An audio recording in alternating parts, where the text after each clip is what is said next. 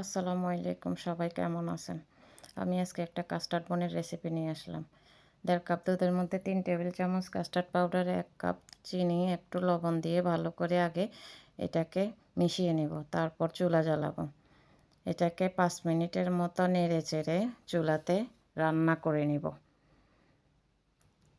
রান্নাটা হয়ে গেলে এক সাইডে রেখে ঠান্ডা করে নেব। নেওয়ার পরে এটাকে ভালো করে মেখে যে কয়টা কাস্টার্ড পোড বানাবো সে কয়টা ভাগ করে এক সাইডে রেখে দিব।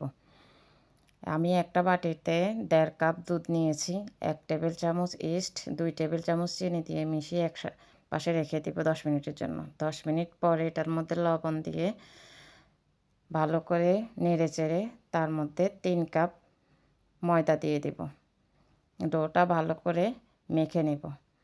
ডোটা আস্তে আস্তে হাতের মধ্যে তেল দিয়ে ডোটাকে স্মুথ করে মেখে নিতে হবে। স্মুথ একটা ডো তৈরি করে তার উপর তেল লাগিয়ে এটা আধা ঘন্টার জন্য রেস্টে রেখে দিব। আমার রেসিপিটা যদি কারো ভালো লেগে থাকে তাহলে অবশ্যই লাইক কমেন্ট শেয়ার করে দিবেন। আধা ঘন্টা পরে এটাকে ভালো করে স্মুথ করে মেখে যে কয়টা স্টিম বোন বানাবো সে কয়টা ভাগে ভাগ করে এটাকে গোল গোল শেপ করে নেব। গোল শেপ করে একটা স্ট্রেনার নিয়ে তার মধ্যে তেল লাগিয়ে একটা রো দিয়ে ভিতরে কাস্টার্ডের ফুডটা দিয়ে দিব। দিয়ে একটা বান তৈরি করব।